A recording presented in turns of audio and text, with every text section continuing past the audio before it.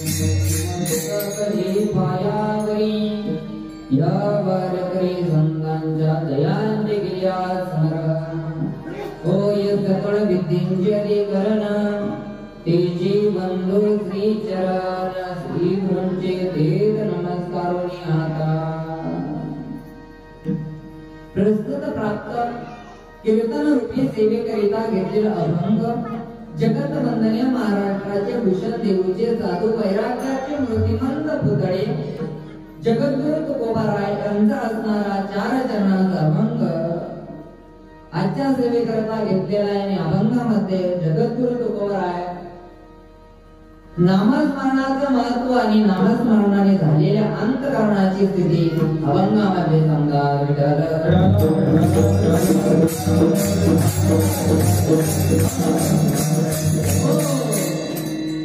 अभंगाचा सरळ भावार्थ बघायचा तो असा. महाराज म्हणतात सदा नामघोष करू हरी कथा तिने सदा चित्तात समाधान.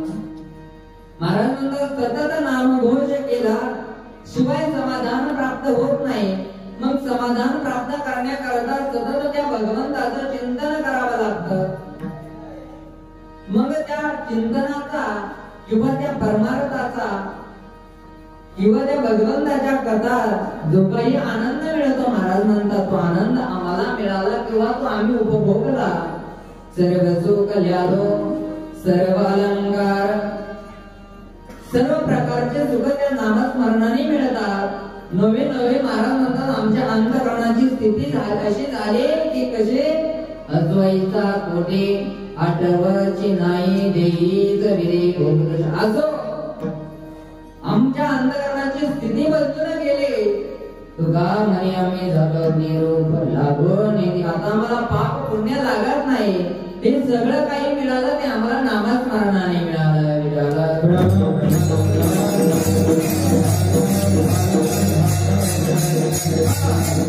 असो तसंच सर्वच या ठिकाणी उपस्थित मंडळी आहेत.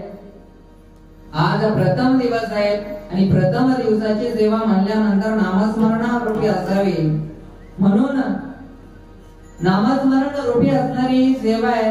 भगवंताचं नामाचं महत्व या ठिकाणी सांगितलं किंवा त्या नामाने काय मिळतं त्या असणाऱ्या अभंगामध्ये सांगितलं. नामस्मरणाने अनेक प्रकारच्या गोष्टी जीवनामध्ये मिळतात ज्या कशाने मिळत नाही.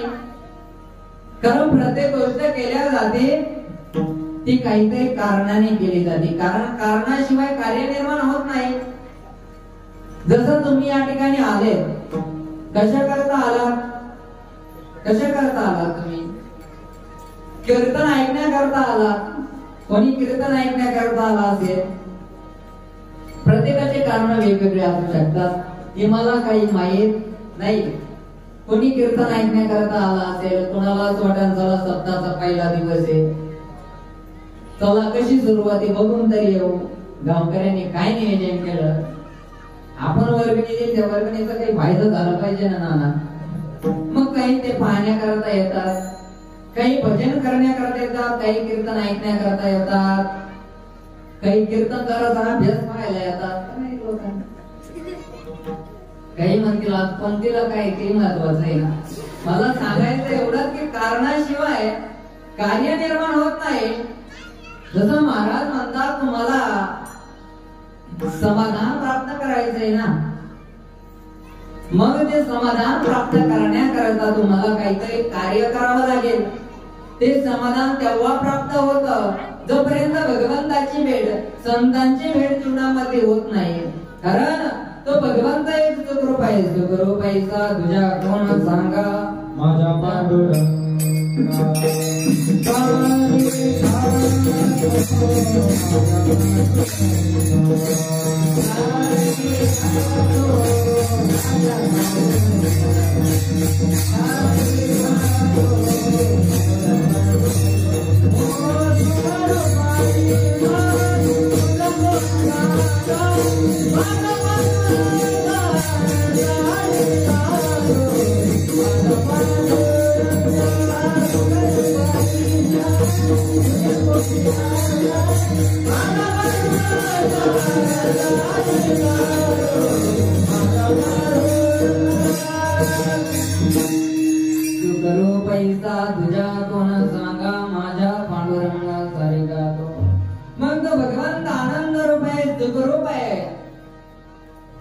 मग त्या सुखाला किंवा त्या समाधानाला पोहोचायचंय, ते समाधान आपल्याला प्राप्त करायचंय ना, मग याकरता काहीतरी करावं लागेल. म्हणून या ठिकाणी महाराजांनी जी काही साधनं सांगितली किंवा जे काही क्रिया सांगितली, जे काही वाटेनं जायचं सांगितलं, जे काही साधन करायचं सांगितलं, मग ते साधन आपल्याला करावं लागेल.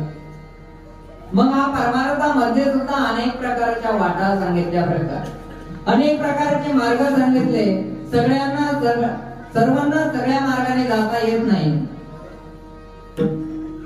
मग आता या परमार्थामध्ये 3 प्रकारचे मार्ग आहेत. ज्ञान मार्ग आहे, कर्म मार्ग आहे, भक्ती मार्ग आहे. मग कोणत्या मार्गाने जावं? बरं, सगळ्या वाटा परमार्थापर्यंत येऊन पोहोचणार आहे.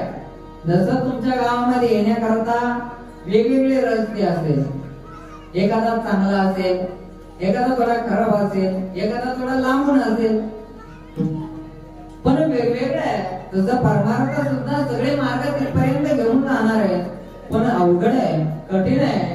महाराज या ठिकाणी अवघड मार्ग सांगितला, ज्ञान मार्ग सांगितला. या ज्ञान मार्गाने सगळ्यांना जाता येत नाही, कारण या मार्गाने जाण्याकरता साधन चतुष्ट अधिकारी असावा लागतो. विवेक, वैराग्य, समाधी, षडक, मोक्षत्व त्याच्या ठिकाणी असावं लागतं, तेव्हा त्याला या मार्गाने जाता येतं. आता विवेक कोणालाही प्राप्त होत नाही, वैराग्य कोणालाही प्राप्त होत नाही.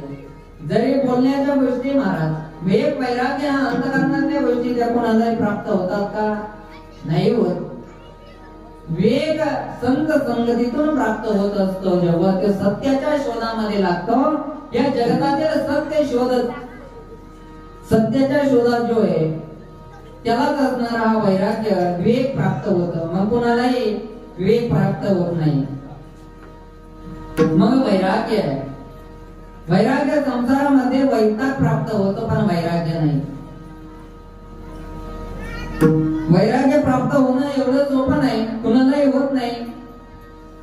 संसारामध्ये जरी असं काही लोक झालेलं दिसतात, संसार सोडताना दिसतात, पण वैराग्य झालेलं आहे का? नाही होत. 15 दिवस दिंडीला गेलो, मग वैराग्य होतं का आपल्याला? होतं? नाही होत. नर्मदा परिक्रमाला गेलो, होतं वैराग्य? नाही होत. कुठं जा, कारण ती अंतःकरणाची गोष्ट आहे, बाह्य रंगाची नाही. म्हणून वैराग्य सुद्धा कुणालाही प्राप्त होत नाही. मग हे वैराग्य प्राप्त करणारे एक महात्मा आपल्याला आपण बघितले. वैराग्यवान पुरुष आहे, त्यागी आहे, ज्ञान आहे. ते असे एकच पुरुष आहे, म्हणजे ते ब्रह्मलीन सद्गुरु श्री नारायणगिरीजी महाराज. नारायणगिरीजी महाराजांकडे बघा तुम्ही, त्या ठिकाणी तुम्हाला वैराग्य किंवा वैराग्याची व्याख्या काय कळून येईल. सर्व सुख महाराजांच्या पायाशी सेवा करण्याकरता उभा आहे. रिद्धी सिद्धी सुद्धा महाराजांची सेवा करण्याकरता उभ्या होत्या, पण त्या सगळ्यांना लाथ मारली महाराजांनी. त्याला वैराग्य म्हणतात. कारण बघा तुम्ही, तपो ज्ञान वैराग्य भक्ती स्वरूपम सदा अलंकृतम साधु संन्यास योगम मुखे यस्य वेदांत शास्त्रार्थ निधिं नमो नारायण गिरीजी परब्रह्म स्वरूपम. तप आहे, ज्ञान आहे, वैराग्य. कोणालाही वैराग्य प्राप्त होत नाही. मग पुढे समाधी षडक आहे. शम इंद्रियांचा निग्रह, दम आहे मनाचा निग्रह, समाधान आहे मनाची एकाग्रता आहे, तितिक्षा आहे सुखदुःखाला समान मानणारा, उपरती विषयाचा त्याग, ज्ञानाची तीव्र इच्छा आणि तितिक्षा सुखदुःखाला समान मानणारा, एवढे गुण त्याच्या अंतःकरणात असावे लागतात. मग त्याला मोक्षत्व प्राप्तीची इच्छा होईल. तशी होणार नाही. आता इंद्रिय ताब्यात घेणं एवढी गोष्ट नाहीये, सोपी गोष्ट आहे का? मन ताब्यात घेणं एवढं सोपी गोष्ट आहे का महाराज? मन कोणाच्या ताब्यात येतं का? येतं का महाराज मन कोणाच्या ताब्यात? चंचलमी मन कृष्णं परमात्मे बलदृढं. भगवान सांगतात हे मन खूप चंचल आहे, कारण ते जाण्याकरता येण्याकरता वेळ नाही. बहु चंचल फळ जाता येता नाही. चंचळ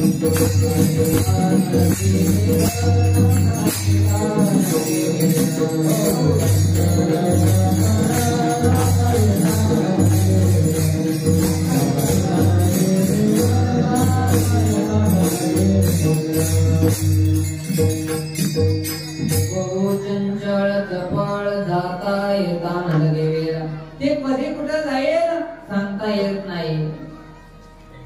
आता तुम्ही या ठिकाणी बसले, सगळ्यांचं मन कीर्तनात आहे का मला सांगा? आहे का सगळ्यांचं मन कीर्तन? नाही महाराज मला माहिती ना, नाही तुमचं मन. आता माझंच कधी कधी जातो दुसरीकडे जावं, तुमचं काय सांगा?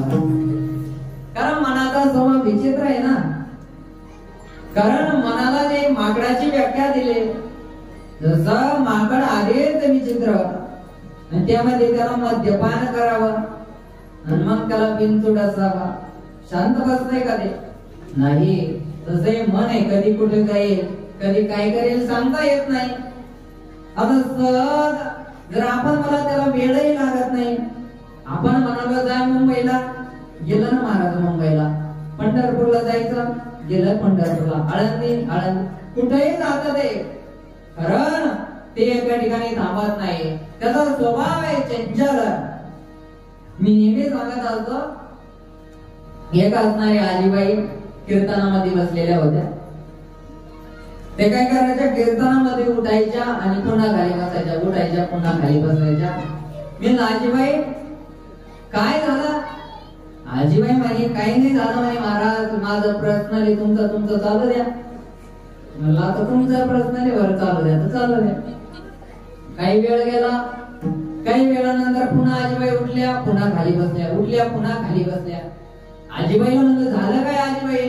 आजीबाई म्हणे काही नाही म्हणे महाराज, मी घरून निघले, सप्ताहाचा पहिला दिवस होता, येता येता काय झालं, कीर्तन चालू व्हायला उशीर झाला आणि मला आवरायला उशीर झाला, गडबड झाली.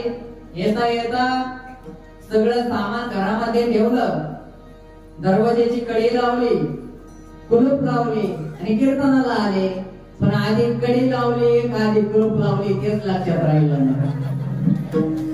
आता मला सांगा, असं जर झालं तर मन कीर्तनात राहतं का? नाही महाराज, कशाचं मन कीर्तनात? एका जणाला सांगितलं बाबा कीर्तनातून चांगली गोष्ट, एखादी चांगली गोष्ट घेऊन जात आहे. आता त्याला चांगली गोष्ट घेऊन जायची सांगितली, त्याला माझी चप्पल पाहिली, तेच घातलं. आता काय करणार?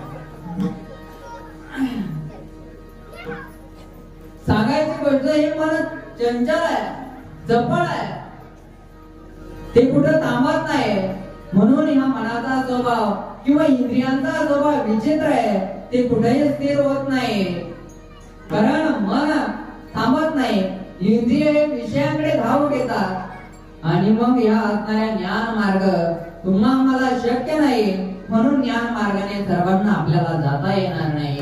मग पुढचा सांगितला कर्म मार्ग सांगितला. किम कर्मेति कवयो पितृमोहितां तत्ते कर्म प्रवक्ष्यामि यज्ञात्वा मोक्षसीमात्. कर्म कोणता हे माहित असावं. कर्मामध्ये थोडीशी चूक झाली तर त्याचं फल मिळत नाही. मग त्यामध्ये जर थोडीशी चूक झाली तर दुष्परिणाम भोगावा लागतात. म्हणून कर्म मार्ग हे सोपा नाही. मग महाराज तुम्ही सांगता देव मार्ग सोपा नाही, तो मार्ग सोपा नाही. मग या कलियुगामध्ये राहून आम्हाला परमार्थ करायचा आहे, मग आम्ही कोणतं साधन करावं, आम्ही काय करावं? महाराजांनी सांगितलं, वाटा झाल्या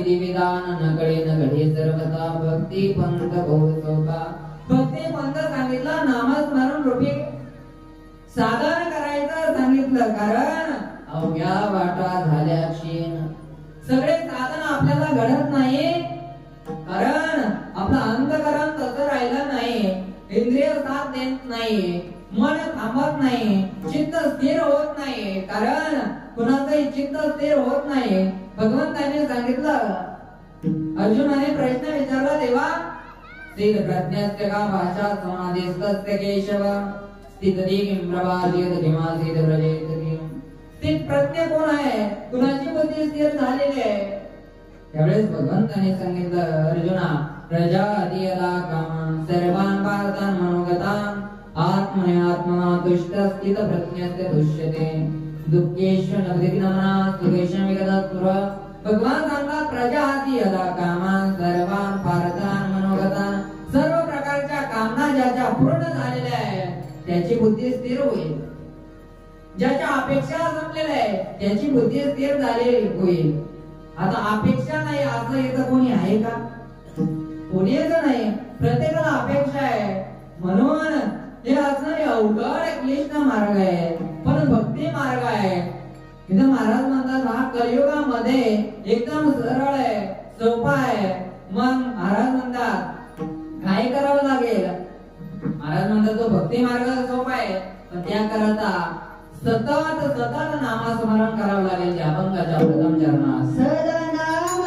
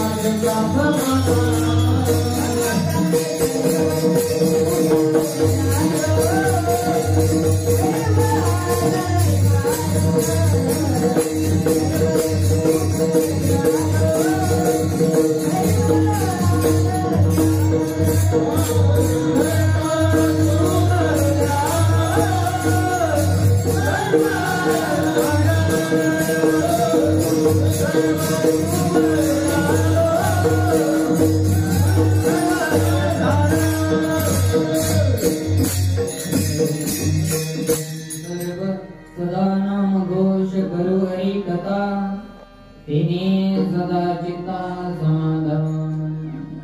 महाराज म्हणतात सदा सतत करावं लागेल सत्यापुरता केलं सोडून दिलं समाधान प्राप्त झालं नाही जेव्हा जेव्हा कराल तेव्हा तेव्हा नक्कीच नामस्मरणातून तुम्हाला समाधान मिळेल आता या ठिकाणी तुम्ही बसलेले आहात तुम्हाला समाधान वाटतं ना वाटतं का वाटतं का समाधान तुम्हाला वाटतं का आता इथं बसून सुद्धा जर काही ना वाटत नसेल समाधान तर याची दुर्दैव कुठे येऊ नामस्मरणामध्ये सप्ताह चालू झाला की 8 दिवस अगदी आनंद वाटतो किती दुःख असू द्या काही असू द्या कळत नाही माणसाला आणि 8 दिवस कधी निघून जातात कळत नाही. पण महाराज म्हणतात ते समाधान जर कायम टिकवायचं असेल तर त्या करता सदा नामघोष करू हरी कथा येणे सदा चित्ता समाधान. महाराज म्हणतात तेव्हा समाधान प्राप्त होईल. याकरता चित्त शुद्ध असावं.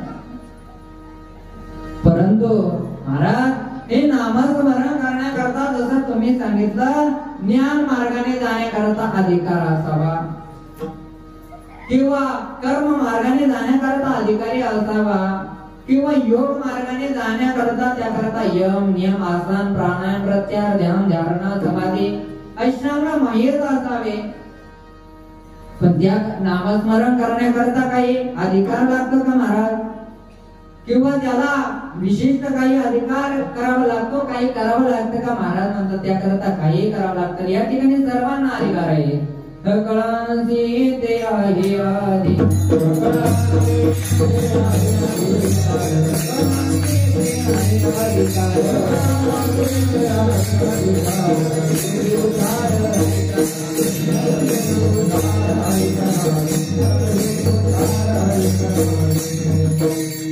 सगळ्यांची ते आहे अधिकार कलियुगी उद्धार हरिजन.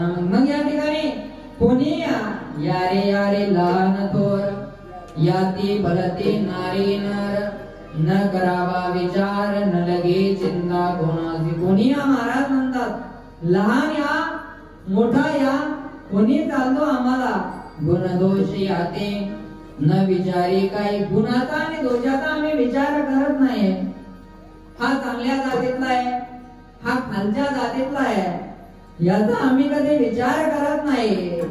जसं सद्गुरू योगीराज गंगागिरीजी महाराजांनी अखंड हरिनाम सप्ताह चालू केला त्यामध्ये अन्नक्षेत्र चालू केलं. मग कोणत्याच वर्णाचा जसा महाराजांनी भेद केला नाही ना. उघडिले अन्नक्षेत्र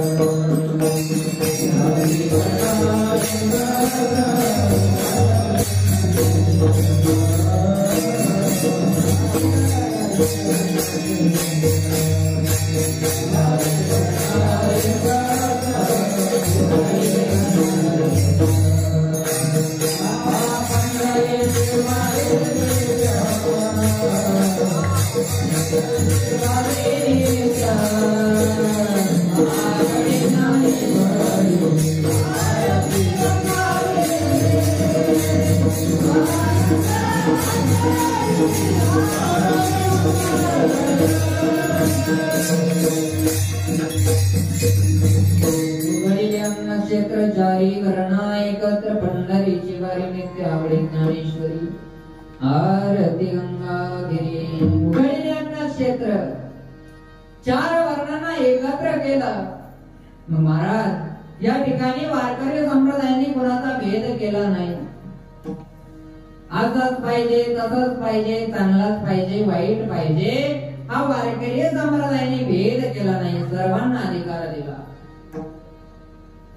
सगळ्यांचे येते आहे अधिकार कलियुगी उद्धार हरीच्या नामे. या कलियुगामध्ये हरीच्या नामाने सर्वांना मोक्ष प्रदान होतो, सर्वांना मुक्ती मिळते. असं असणार हे हरीचं नाम, असं असणार त्या भगवंताचं भजन आहे. मग या भजनाने अनेक जण करले, अनेकांचा उद्धार या भजनाने झाला. महाराज अनेकांचा झाला. मग जो जो या भगवंताचं नाव घेतो भगवंताने कुणालाच सोडलं नाही. महाराज एकदा असणारा गजेंद्र हत्ती होता, त्याने एकदा आवाज दिला तरी भगवंताने त्याचं रक्षण केलं. द्रौपदीने आवाज दिला तर भगवंताने तिचंही रक्षण केलं. अजामिळासारखा पापी ब्राह्मण एकदा पुत्राच्या नावाने त्या भगवंताचं नाव घेतलं, त्याचाही उद्धार केला, अनेकांचा उद्धार केला. महाराज नवे नवे ज्यांना त्या भगवंताचं नाव घेता येत नव्हतं ना, त्या असणाऱ्या वाल्मिक ऋषी होता. उदाहरण सर्वांना माहितीये, उदाहरण सर्वांना माहितीये, सगळंच माहिती आपल्याला, पण आपल्याला कळत पण वळत नाही हो. सगळ्यांना माहिती नामस्मरण केलं पाहिजे, नामस्मरण केलं पाहिजे. हा त्याला सांगतो हरी हरी तुम्ही म्हणारे सगळं. महाराज हा दुसऱ्याला सांगतो, तो तिसऱ्याला सांगतो, पण करीत कोणी नाही. बरं जे करतात ना लोक त्या नाही म्हणतात, यांना काय काम आहे होती, कधी भजन करतात. विठाला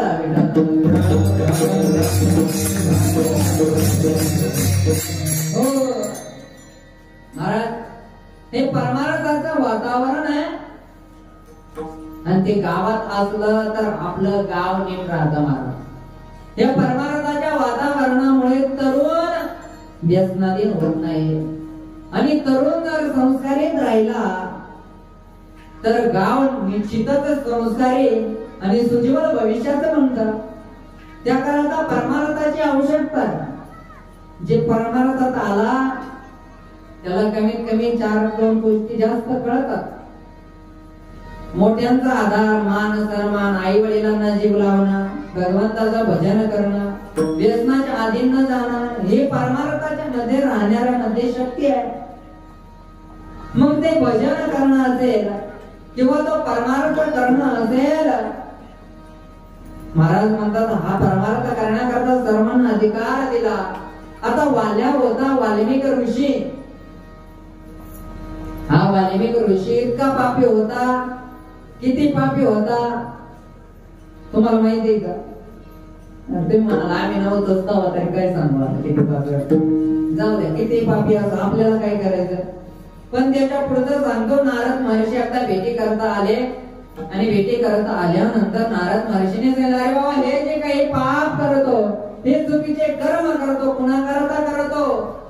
त्यांनी सांगितलं बायको आहे, मुलं आहेत, त्यांच्या करता करतो. अरे त्यांच्या करता चुकीचे कर्म करतो, पण ती तुझ्या पापामध्ये सहभागी होतात का बघ बरं.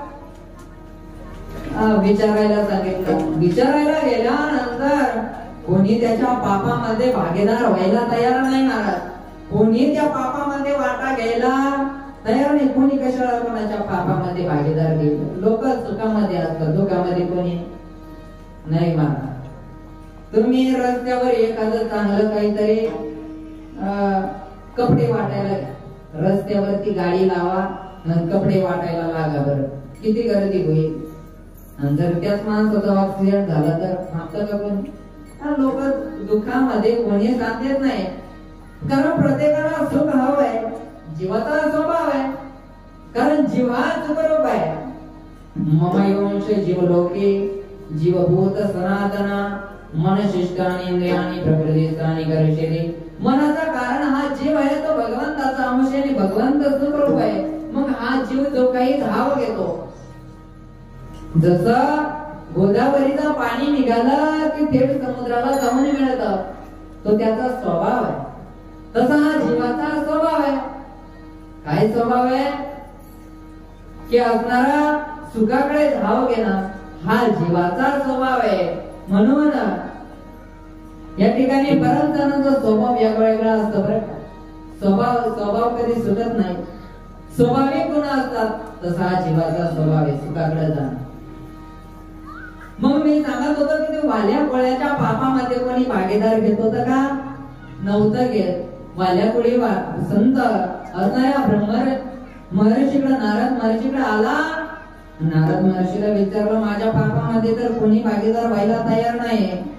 नारद महर्षी म्हणाले, अरे तुझ्या पापात जर कोणी भागीदार होत नाही आणि त्यांच्याकरता तू रात्रंदिवस पाप करतो, कशा करता करतो? अरे पाप करणं सोडून दे. मग सांगितलं या पापातून मुक्त मी कसं होईल? सांगितलं तू भगवंताचं भजन कर, भगवंताचं नामस्मरण कर.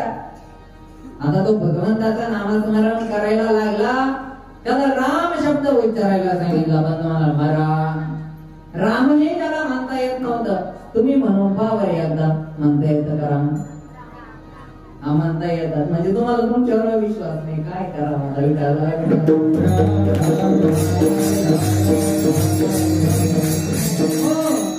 मला सांगायचं तात्पर्य तितके पापी आपण आहोत का? नाही. तो शब्द आपल्या जिभेने आपल्याला उच्चारता येतो, कारण जन्मजन्मीची असेल पुण्य सामग्री तरीच जीवाग्नी नाम येईल श्रीरामाचे. तेव्हा त्या भगवंताचं नाव येतं. कुणाला येतं का महाराज? कुणालाही कीर्तनाला यावं वाटतं का? नाही यावं वाटत. आता आपल्या गावात काही एवढीच लोकसंख्या आहे का? कितकं बी तुम्ही दुसरा जर काही कार्यक्रम ठेवला असता ना फार मंदिरात जाऊन बसले असते लोक महाराज. एवढीच का नाही. पण या ठिकाणी येण्याकरता पुण्याची गरज आहे. पुण्य परमार्थाकडे पाप परमार्थाकडे येऊ देत नाही ना. मग त्या पुण्याची गरज आहे. म्हणून त्याला राम नामाचं स्मरण करायचं सांगितलं. राम म्हण राम. तुम्हाला राम राम राम राम राम राम म्हणायला लागला आणि मग त्याने भजन चालू केलं. राम राम राम राम राम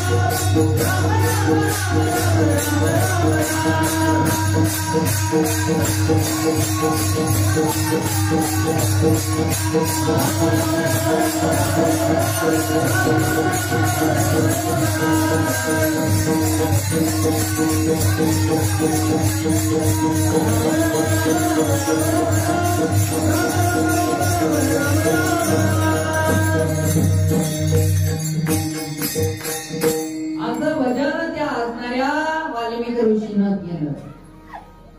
राम राम राम राम राम राम राम राम राम राम राम राम मरा मरा म्हणता म्हणता एक दिवस राम शब्द मुखातून निघाला आणि त्याच वाल्याचा महाराज वाल्मिकी ऋषी झाला. कशाच्या शक्तीने?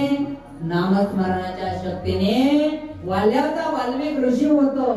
नुसता ऋषी झाला नाही महाराज. त्याने लिहिलेला रामायणात जसं लिहिलं तसं भगवंताने स्वतः आचरण केलं. ती असणारी त्या नामस्मरणाची शक्ती महाराज. आता ते वाल्यानं केलं काय? नामस्मरण केलं. राम राम राम राम राम राम राम. हे नामस्मरण हे भजन कोणी केलं? वाल्यानं केलं. तुम्ही केलं का? आता नाही केलं. मी सांगून गेलो आता.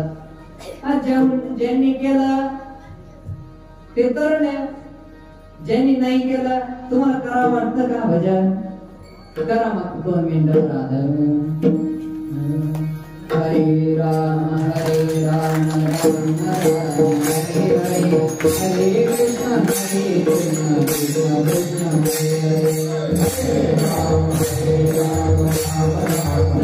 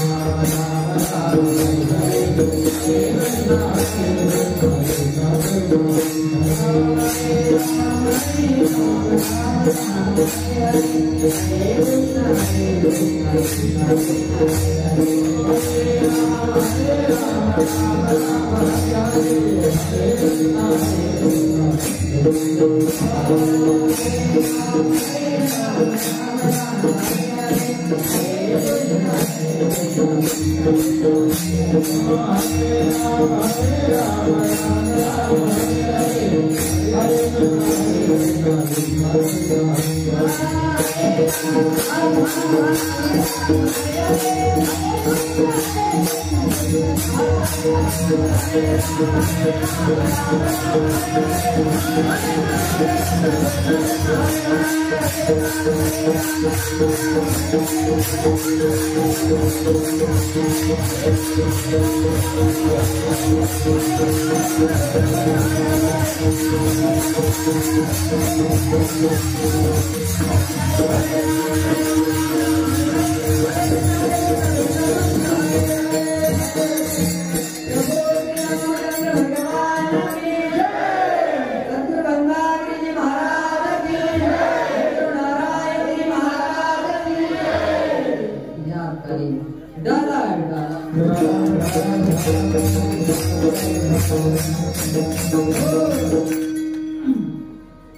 नामस्मरण केलं, थोडं भजन घडलं म्हणजे थोडं आपल्याला पुन्हा पुढे भोजन करायचंय, त्याकरता थोडस भजन घडणं महत्वाचं आहे.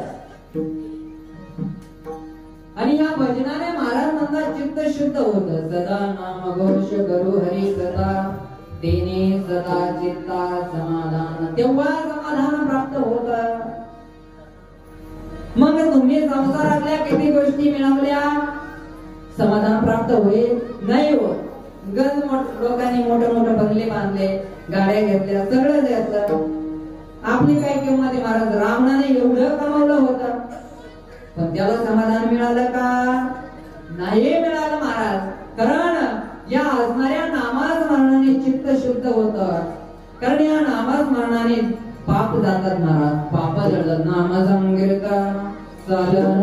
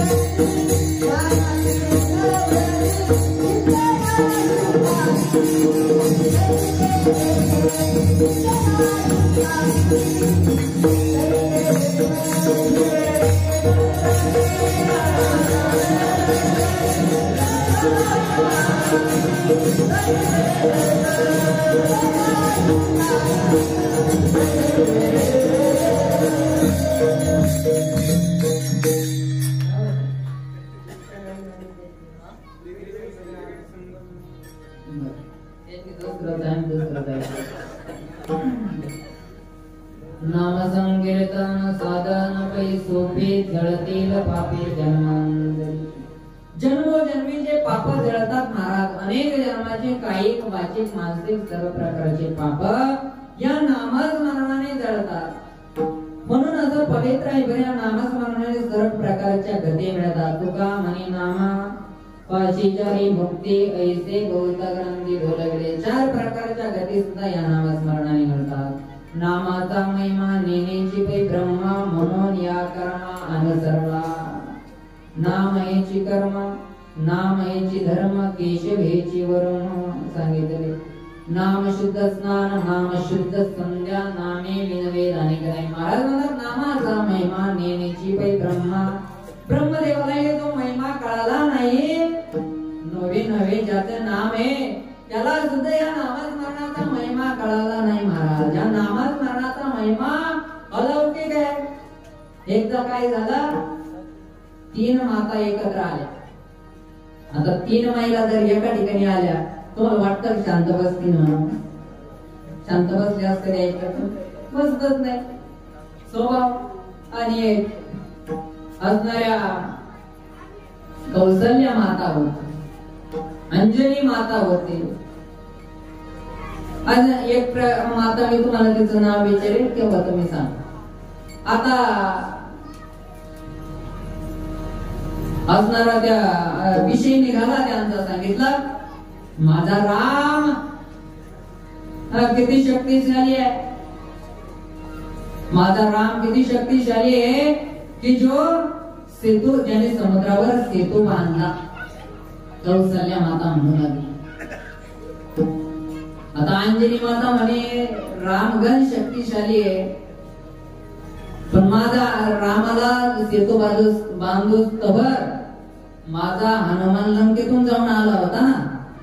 हनुमान शक्तिशाली अगस्त्य ऋषीची पत्नी होती, तिचं नाव काय होतं? काय होतं? तुम्ही म्हणशाल तुला काय बोलेल सांग ना. लोपामुद्रा. महाराज काही आता तुम्ही तरी बोलले आपल्या भागात वरळी काही काही ठिकाणी गेलं त्यांना असं वाटतं कुठेतरी कॅसेट लावली का काय, रेडिओवर चालू आहे का काय. आई ती पाराचं लांबाचं 2 किलोमीटर गावात होतो चालू दे, आम्ही ठेवतो कावळ्यावर लक्ष.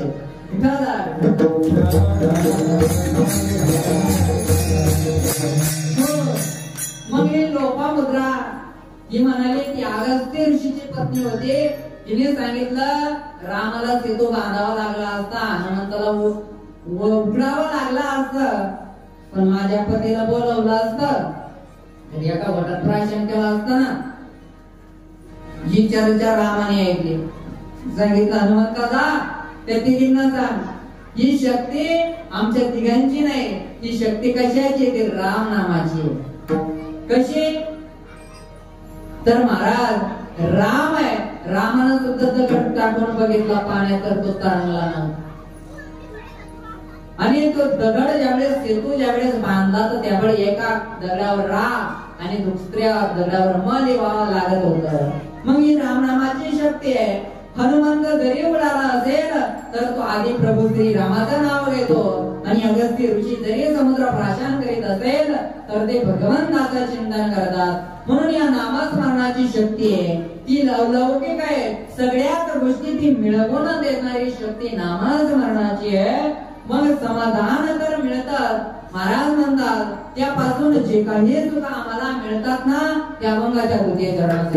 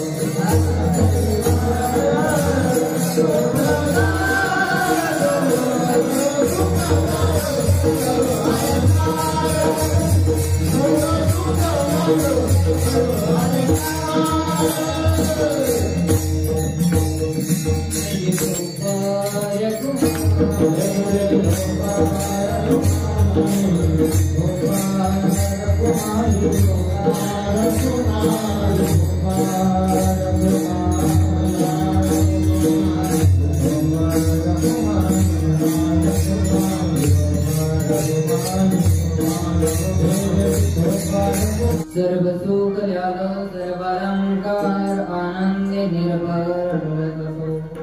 महाराज म्हणतात मला सर्व प्रकारचे सुख या नामस्मरणाने मिळाले, आणि मग ह्या सुखामध्ये मी स्वतः डुलतो. आनंदाने नाचो गाये नाचे गुडे आपुल्या चंदे मनाचे आनंद आवडीने.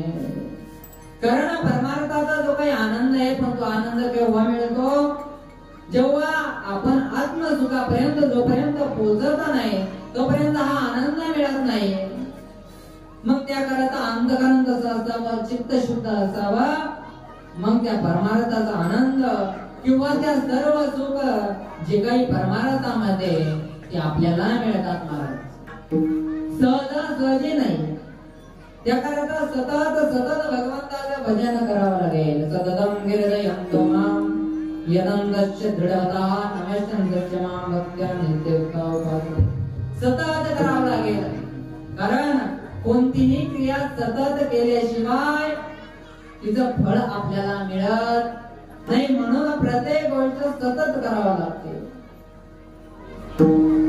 आणि सतत केल्यानंतर जसं एखादं भांड आहे,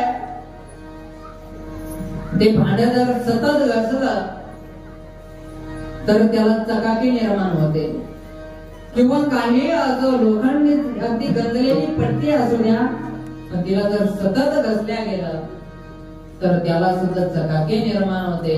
म्हणून सतत प्रयत्न करणाऱ्याला कधीच अपयश येत नाही, सतत यश प्राप्त होतात. म्हणून या ठिकाणी सुद्धा आपल्याला समाधान मिळवायचंय, ते सर्व सुख मिळायचे तर एकदा अंतःकरण निर्मळ करून ते अंतःकरणापर्यंत त्या भगवंताचं भजन, अंतःकरणातले विकार बाहेर काढून त्या भगवंताचं भजन करावं लागेल. मग असणारे ते सर्व सुख आपल्याला मिळतील.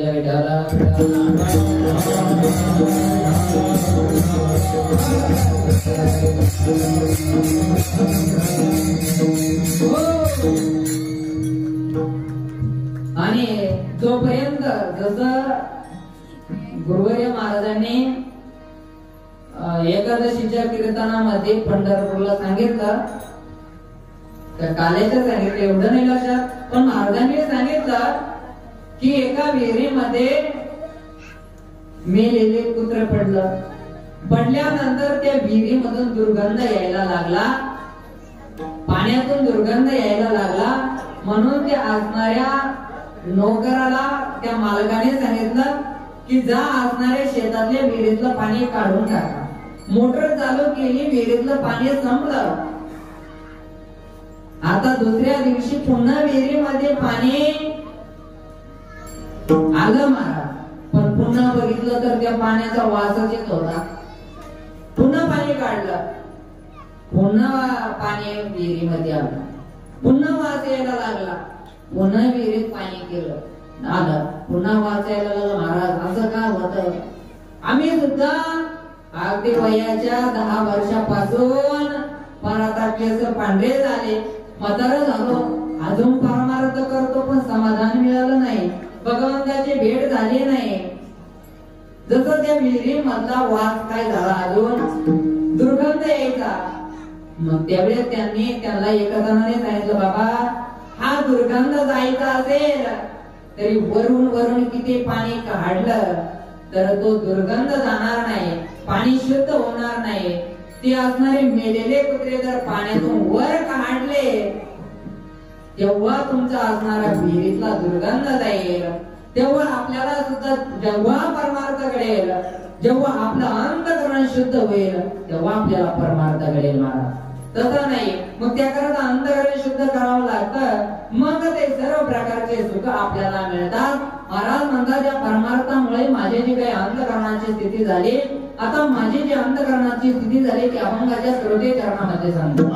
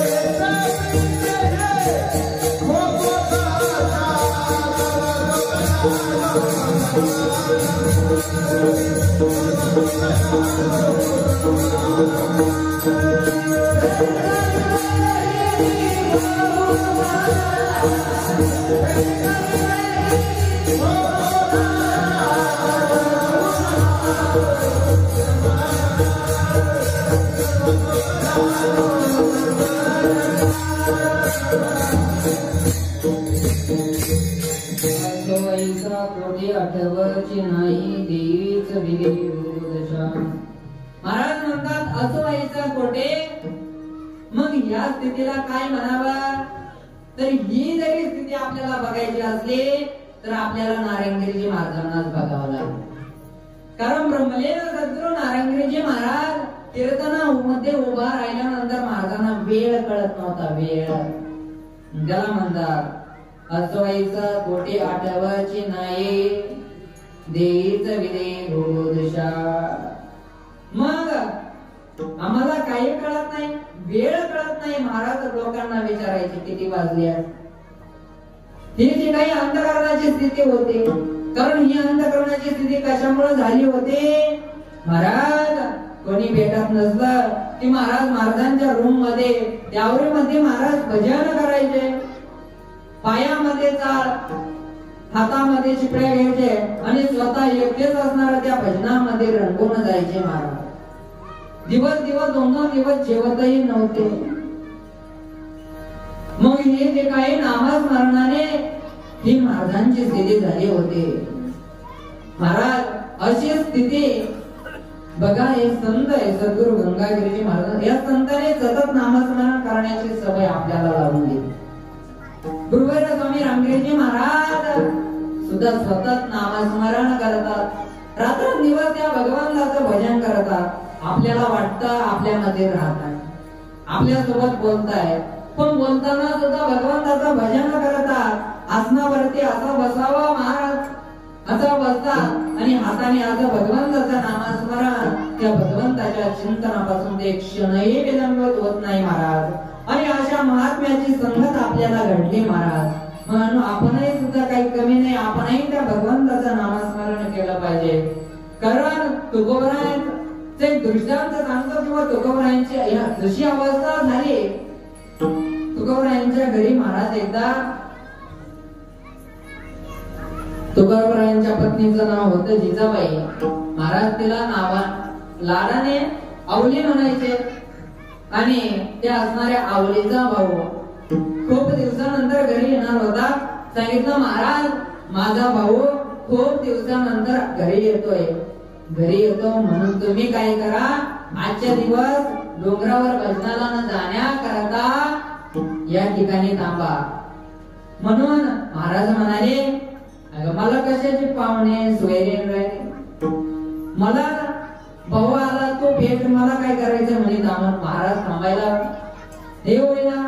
मग आवलीने सांगितलं, म्हणाले तुम्हाला मी एकच काम सांगितलं, एकदा सांगितलं आणि तुम्ही माझं ऐकत नाही. तुम्ही गावात जाऊन बघा बरं, गावात जाऊन बघा बरं. काय हो गावात बाकीच्या बायांचे नवरे सगळं काम ऐकतात आणि तुम्हाला काय झालं? खूप काम ऐकतात म्हणे. काय काम ऐकतात ना महाराज, कारण संसार दोघांचा असतो. याने सांगितलं, तिने सांगितलं आणा दळून, आणा दळून, सामान आणावंच लागतं, कपडे आणावंच लागतात.